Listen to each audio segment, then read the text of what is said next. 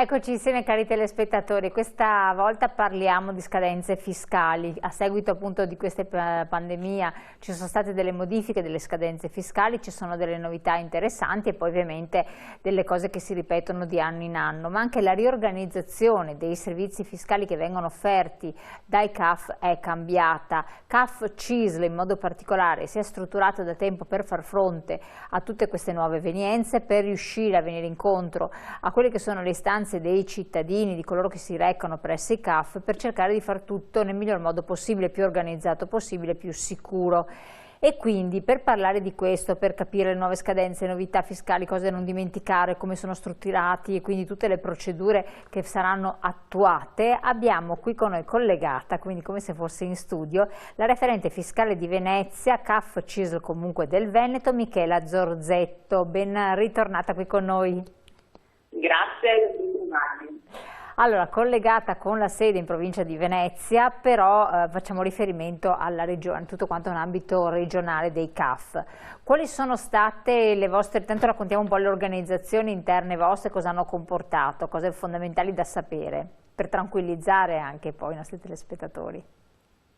Allora, gli interventi è un anno particolarmente difficile. Noi abbiamo cominciato come al solito sulla nostra attività di call center a dare a personalizzare alle persone per dare gli appuntamenti del 7:30. Avevamo riempito le agende, avevamo cominciato a riempire le agende dal 7 di aprile.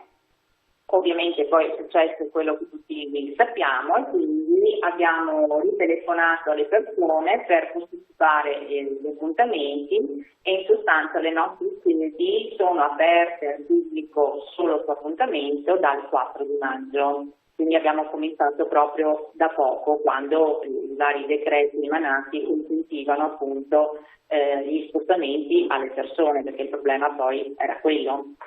E ovviamente tutte le sedi sono attrezzate, quindi abbiamo anche noi plexiglass, distanziamento, mascherine, tutti i nostri operatori ovviamente lavorano con tutti i dispositivi di sicurezza. Gli utenti quando entrano devono avere ovviamente una mascherina e i guanti, se non ce l'hanno abbiamo in tutte le sedi a disposizione mascherine e guanti da fornire. Quando entrano vengono chiamati dall'operatore, quindi devono aspettare fuori dalle sale e come per i supermercati entra una persona per famiglia, perché anche qui eravamo abituati, il 7:30 lo deve fare una persona, vengono in test magari, quest'anno purtroppo dobbiamo spiegare che può entrare un componente per famiglia. Quando entrano ci sono i dispenser con i disinfettanti, un po' come tutti noi quando andiamo a fare la spesa facciamo insomma per disinfettarsi, si accomodano alle scrivanie dotate, come abbiamo detto, di plexiglass a 2 metri di distanza dall'operatore e l'operatore come al solito procede poi con la dichiarazione, con l'elaborazione del 7:30 come negli anni scorsi. Chiaro. Quindi può essere che ci siano delle persone che hanno ricevuto un messaggio oppure un avvio di procedere diversamente e non siano state chiamati? Allora, no, quando ci siamo questi contenuti arriva sempre in promemoria tramite SMS, tramite messaggio, un giorno prima che ricorda appunto l'appuntamento. Se abbiamo avuto noi necessità di spostare l'appuntamento, abbiamo chiamato sempre le persone. È ovvio, ecco, questo lo devo dire, essendo tutte le nostre sedi, per le ragioni che conosciamo, raggiungibili telefonicamente, bisogna portare pazienza, nel senso che nonostante gli investimenti su ulteriori linee telefoniche, i nostri telefoni bollono, perché le persone ovviamente non potendo fisicamente venire da noi chiamano. Il consiglio che diamo, di solito le persone fanno tutto alla mattina, il consiglio che mi sento di dare, provate al pomeriggio, che il pomeriggio di solito è più tranquillo, le sedi nostre sono aperte fino alle 19, quindi magari l'orario più adatto per riuscire a trovare la linea, se ci rendiamo conto che è un problema, può essere proprio quello dopo le 18. Assolutamente sì, questo è importante. Voi avete tra le novità che avete stabilito, a parte questa di prenotare, venire una persona per volta, per famiglia, eccetera, anche quello di poterlo fare a distanza, no? Sì, la novità di quest'anno quest'anno ha coinvolto anche noi come CAF, così come gli studenti delle scuole, siamo diventati tutti tecnologici, anche noi di una certa età siamo meno tecnologici, quindi è stato pensato, implementato Personal CAF, che è una modalità per fare il 730 comodamente da casa. Il contribuente si invia tramite questo portale, e se non fosse abilitato lo chiamiamo e lo abilitiamo, riceve una mail di accesso e semplicemente la casa invia la documentazione come se venisse in sede a portarsela. È ovvio che è una procedura che implica il fatto di avere a casa, o quindi può fare dall'ufficio, dal luogo di lavoro, uno scanner, perché devono inviarci PDF piuttosto che altri formati di tutta la documentazione. Il nostro operatore prende in carico la documentazione, elabora il modello 730, telefona al contribuente, abbiamo addirittura messo in piedi un sistema di videochiamata, così almeno ci vediamo, perché le relazioni non possono essere sostituite dalla tecnologia, quindi una volta finito il 730, per comunicare il risultato, che se è un rimborso è anche piacevole comunicare, attraverso il sistema di videochiamata lo chiamiamo, definiamo il risultato finale, stampiamo il modello e il contribuente se lo trova appunto sempre su questo cassetto che si chiama Personal CAF, quindi fa il 730 senza fisicamente spostarsi, dover prendere magari un'ora di permesso, eccetera, eccetera. Ecco, è ovvio che è una modalità che implica, ripeto, è una nuova modalità, insomma, però il futuro, abbiamo capito, stiamo andando verso quella cosa lì, quindi bisogna cominciare anche a farcela piacere. Ecco, però ad esempio gli scontrini fiscali, le ricevute, bisogna quindi fotocopiare tutto, mandare tutto, c'è un po'... ci sono tanti documenti. Allora, è chiaro che sugli scontrini è la parte più difficile, nel senso che vanno appunto scansionati, però vi assicuro che piace questo sistema, è utilizzato, ripeto, da chi ha dimestichezza con queste modalità, però è una cosa che piace molto, nel senso per esempio che non serve, molti lavoratori dipendenti devono prendersi magari un'ora di permesso, devono spostarsi con la macchina per andare nelle sede e fare il 730. Così lo fanno, la maggior parte di queste pratiche se le troviamo il lunedì mattina, per esempio, che è stata per la domenica, loro intanto ci inviano la documentazione, quindi è una cosa che funziona. Che funziona. E ci sono a volte avete già sperimentato questo? Sì, stiamo elaborando, ne abbiamo già fatti centinaia.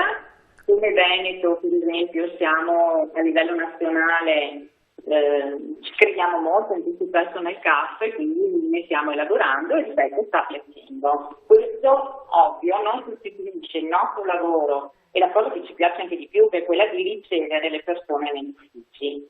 Assolutamente, quello rimane il nostro...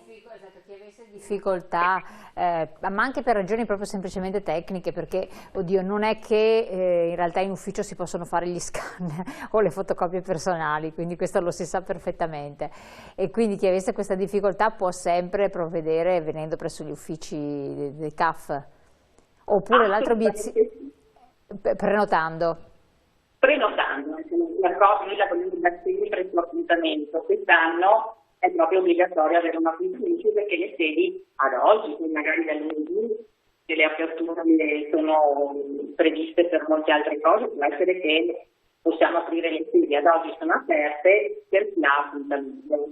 L'obiezione che la pongo perché tanto so già che a molti potrebbe venire, ma a questo punto per uno che fa tutto, si scannerizza tutto, vi invia tutto da casa, eccetera, c'è uno sconto?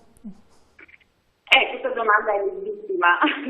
In realtà noi stiamo investendo su questo sistema perché dal punto di vista nostro ci vuole più tempo per elaborarlo, perché è un sistema nuovo anche per noi. Lo sconto non c'è, ma semplicemente perché, come dicevo prima, il guadagno per il contribuente è quello appunto di non perdere un'ora di lavoro, di non usare la macchina, di non trovarsi in mezzo al traffico. Quindi le tariffe rimangono le stesse, anche con questa modalità, perché c'è un po' un tornaconto per entrambi. Ok, quindi mantenendo sempre l'alternativa che altrimenti uno se non vi va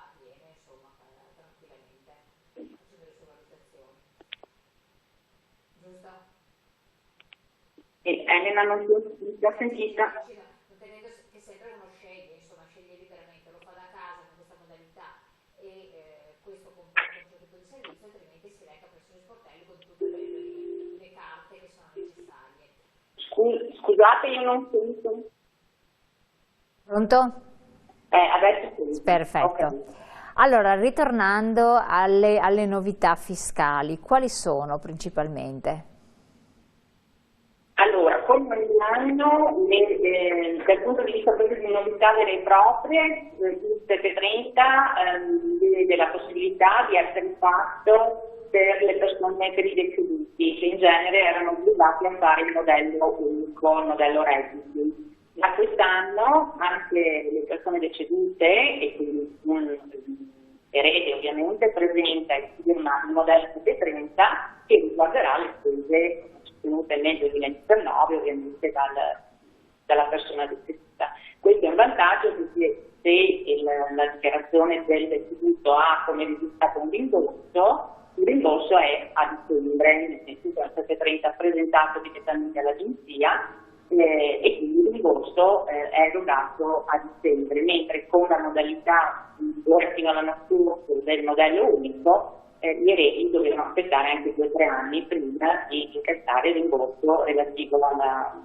al convento. Questa è la novità essenziale. Dal punto di vista delle detrazioni non ce ne sono poi tante, quindi le detrazioni poi le vediamo dopo, le ripassiamo, sono un po' le stesse. L'altra novità che riguarda il 2019 è il limite di reddito per i figli fino a 24 anni. Il limite di reddito per essere considerato a carico è quello storico di 2.840 euro. Ecco, solo per capitolo, in modo che dopo non creiamo confusione, abbiamo anche una slide. Le detrazioni, eravamo iniziate, no? Con le detrazioni. Vediamo un attimo la slide, detrazioni 730 2020, salute, perché ci sono quelle per la salute da ricordare, quindi invito dalla regia a mettere in onda la prima slide. Sono quelle delle spese mediche, sanitarie, spese per farmaci, dispositivi medici, quindi come sempre spese veterinarie e poi agevolazioni fiscali per disabili, no? Sì, allora per quanto riguarda le spese sanitarie rimane la deduzione del 19%, sulle spese specialistiche, sull'acquisto di farmaci, sugli scontrini di cui parlavamo prima, sugli eventuali ricoveri in ospedale, in cliniche private, quelle classiche. Le spese sanitarie sono sicuramente la detrazione più utilizzata nel nostro modello 730. Per quanto riguarda le agevolazioni fiscali per i disabili non ci sono novità, ma le ricordiamo, sono l'acquisto per esempio del veicolo adattato, in caso di una persona che sia portatore di handicap, che abbia le ridotte impedite capacità motorie, oppure anche l'acquisto di sussidi tecnici informatici legati sempre alla disabilità. Perfetto, bisogna che siano stati acquistati con propria carta di credito oppure si esula da questo? Allora, questa novità, grazie Elena per la domanda, riguarda l'obbligo di pagare in modalità tracciabile, quindi con carta di credito bancomat, riguarda le spese sostenute dal 2020. E il 730 che facciamo quest'anno sappiamo che riguarda le spese relative al 2019, quindi per il 2019 si poteva pagare in qualsiasi modalità, anche in contanti. Dal 2020 invece per poter detrarsi le spese bisogna per forza pagare con bancomat o con bonifico o con assegno tutte le spese tranne le spese mediche effettuate nelle ASL o in cliniche convenzionate e l'acquisto di farmaci. Per questa tipologia di spese rimane la possibilità di detrarle anche se pagate in contanti.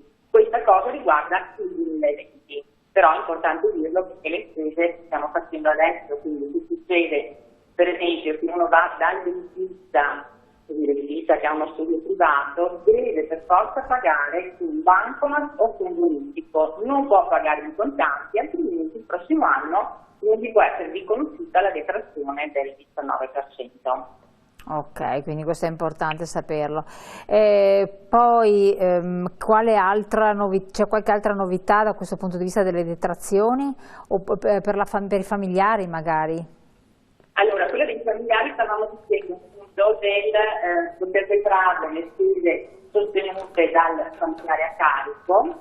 La novità che riguarda il 7 aprile 2020 è il limite di reddito per essere considerato fiscalmente a carico, che rimane i 2.840 euro per il coniuge, per esempio, per i figli al di sopra dei 24 anni.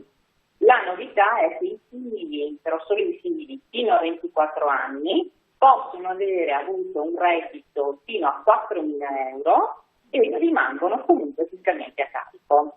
Quindi riassumendo che qui se dalla legge ci mettono la slide, detrazioni 730 2020 famiglie e figli, sono le rette asili nido, le spese istruzione, l'attività sportive, collaboratori domestici, anche assistenza a persone non autosufficienti, spese funebri, spese assicurative, giusto?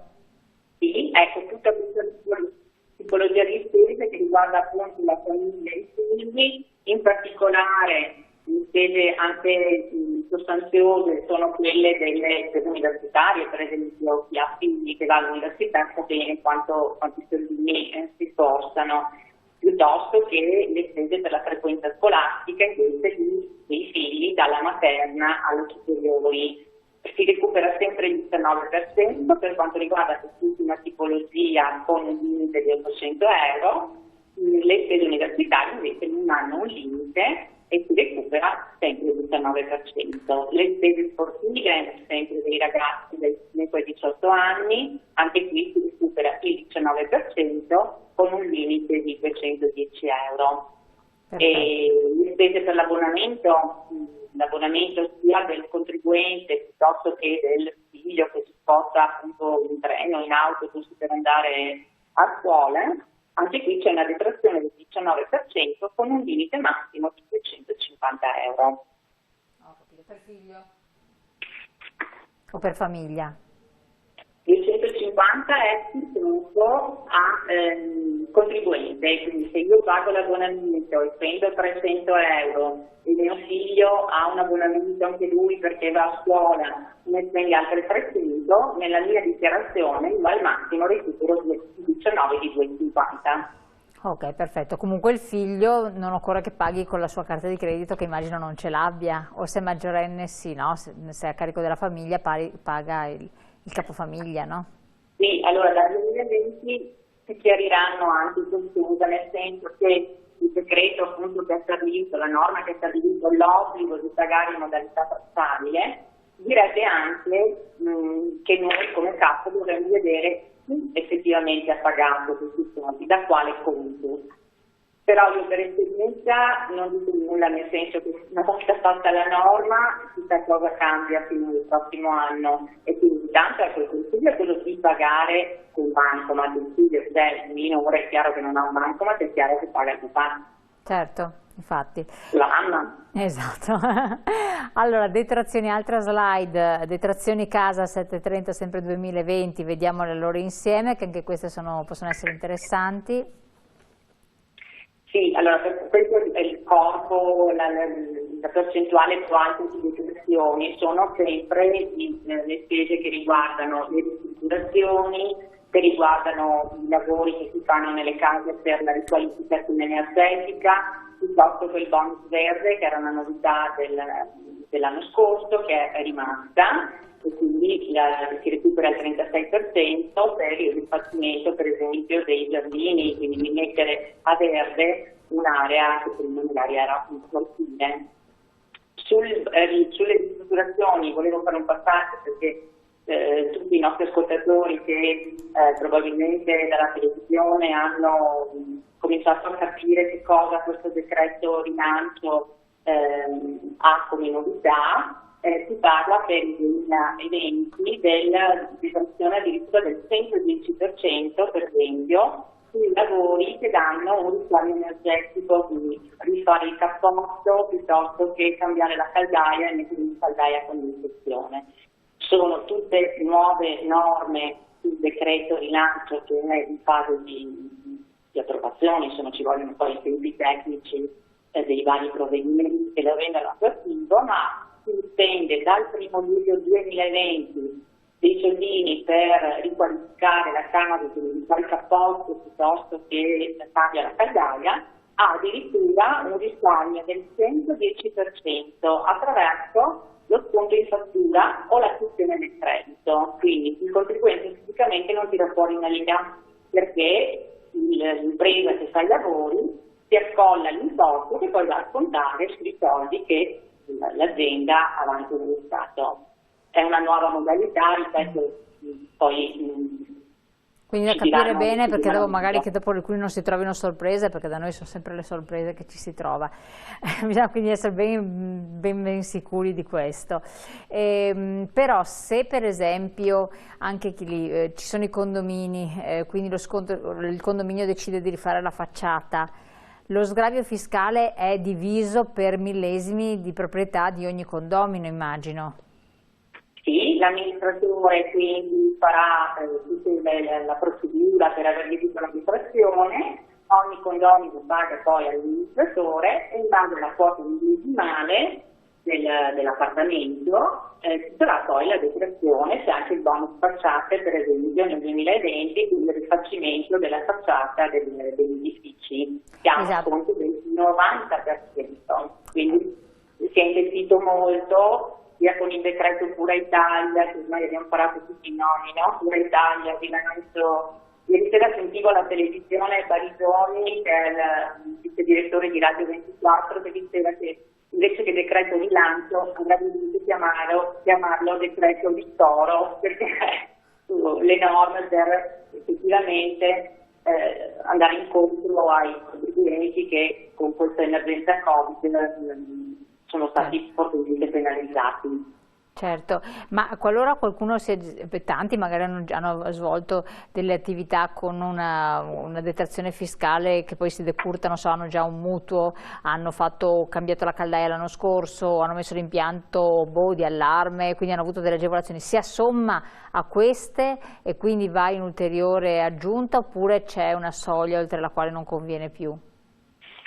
Allora, la soglia, tutte le detrazioni si sommano, la soglia rimane sempre la capienza IRPEF, cioè io posso andare a rimborso al massimo delle tasse che ho pagato, quindi se io guadagno bene perché ho un reddito lordo di 90.000 euro, quindi sparo 30.000 euro, io posso sommare tutte le spese sanitarie, le considerazioni eccetera, e potrei potenzialmente avere un rimborso di 30.000 euro. Se invece ho un reddito, parliamo per esempio di pensionati che danno la pensione minima e non pagano l'IRPEF, purtroppo loro non possono andare a rimborso di nulla, quindi possono anche fare cappotto, caldaia a condensazione, ma non hanno la cosiddetta capienza IRPEF, esatto, perché la regola è lo Stato rimborsa i soldi di tasse però pagate.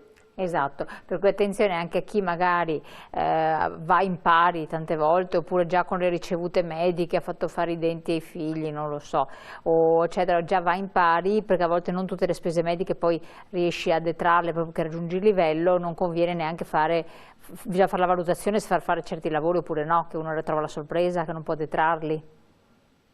Certo, questa è una consulenza che noi diamo, quindi invitiamo tutti prima di affrontare le spese a venire da noi, a chiamarci, fissiamo un appuntamento per valutare a chi conviene intestare per esempio una fattura al bonifico, perché facciamo un esempio, marito e moglie, il marito è pensionato, ha lavorato fino a una pensione corposa, la moglie invece ha la pensione magari minima, non conviene che la fattura al bonifico sia intestata alla moglie ma al marito, perché per esempio sulle spese di ristrutturazione oltre al proprietario ha diritto una detrazione anche il familiare convivente, quindi anche se la casa è intestata alla moglie al 100% ma lei ha un reddito minimo, il coniuge come familiare convivente ha titolo per avere la detrazione sulle spese di ristrutturazione. Però ad l'assicurazione. esempio tante volte in passato certe spese dovevano essere, se la casa è cointestata, dovevano essere fatte in un conto comune perché avessero diritto entrambi a detrazione, quindi già da un conto comune in cui entrambi sono intestatari e veniva diviso a metà. Nel frattempo l'Agenzia delle Entrate ha allargato gli orizzonti e quindi con la guida al visto, che è la nostra guida, la guida al visto di conformità già da 2 anni, anche se la fattura è intestata a me, il bonifico è intestato al mio marito, possiamo decidere, annotando in fattura chi effettivamente ha sostenuto la spesa, possiamo decidere che la detraggo tutta io, anche se io non sono proprietaria della casa, lo posso fare in qualità di familiare convivente. Quindi questa cosa è stata superata con l'annotazione in fattura. Ah, ok, quindi questo è importante, vabbè, ma tanto voi del CAF lo sapete, per cui comunque le persone è bene che lo sappiano, perché magari uno fa dei conti sulla base di esperienze non pregresse, non del tutto felici, no? Per quello che dico è bene sempre, perché ci dispiace moltissimo dover dire di no a una detrazione, perché purtroppo quando vengono da noi le cose sono già state fatte, quindi se dovete sostenere spese consistenti importanti, venite prima, ci siamo un appuntamento di consulenza in modo da darvi i suggerimenti corretti. Ok, allora adesso vediamo, proprio per ripetere quelle detrazioni salute del 730, che sono le prime, rivediamo magari dalla regia alla slide, così li ribadiamo bene, che sono quelle fondamentali. Spese mediche e sanitarie, quindi la ricevuta deve essere fatta con pagamento, eccetera. Spese per farmaci, dispositivi medici, avere sempre questo benedetto scontrino che si deve salvare. Le spese veterinarie, ricordiamolo, anche queste si possono detrarre, e poi le agevolazioni fiscali per disabili. Qui volevo chiedere, per esempio, l'anziano che prende il deambulatore anziché il letto anticaduta o qualsiasi cosa che serve per gli anziani, può detrarre queste cose? Assolutamente sì, c'è un rigo apposito nel modello 730 che è l'E3 che riguarda proprio le spese per i portatori di handicap, per esempio. Però l'anziano non è portatore di handicap, però semplicemente ha preso il deambulatore perché non riesce, perché ha 90 anni, per esempio. Allora, il letto, per esempio, il letto ortopedico è una spesa che può essere detratta da tutti perché di per sé è un dispositivo medico, avendo ormai il letto e i materassi le caratteristiche dell'antidispositivo, quindi tutti i materassi, tutte le famiglie che devono sostituire il materasso, per esempio, si possono fare la fattura, dalla fattura deve emergere appunto che è un dispositivo medico e si può avere la detrazione del 19%. Il deambulatore piuttosto che la stampella è legata appunto al fatto di avere un handicap, perché va in un rigo apposito. Però se io acquisto una poltrona, quella che aiuta a sollevare, non sono portatori di handicap, ma la poltrona è un dispositivo medico, la posso detrarre in meno insieme ai farmaci e a tutte le altre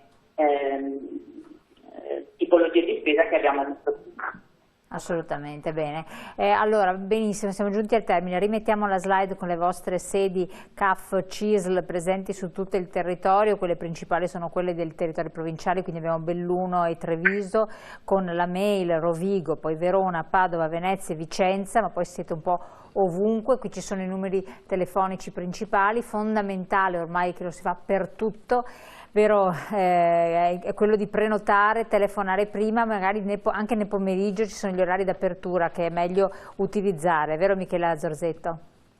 Sì, assolutamente sì, il consiglio che davo ovviamente queste sono le sedi provinciali, ogni provincia poi ha tante altre sedi, ormai siamo capillarmente diffusi in tutto il Veneto. Ogni sede, poi se volete visitare il sito del CAF del Veneto, per esempio, provincia per provincia, avete poi anche tutti gli orari delle varie sedi legate alla provincia. Come dicevo prima, le linee telefoniche sono sempre intasate, quindi ovviamente confluiscono tutte le persone che abitualmente vengono magari fisicamente nella zona, nella sede piccola, sono abituati a venire di persona. Non potendolo fare, adesso telefonano tutti. Portate pazienza, rispondiamo, il consiglio appunto è magari i pomeriggi, che vedo per esperienza essere meno utilizzati, quindi chiamate, oppure ecco, dalla messa, mezzogiorno a mezzogiorno e mezzo, perché in genere tutti devono fare alle 9 di mattina, il lunedì è una tragedia, che il lunedì si fa tutto.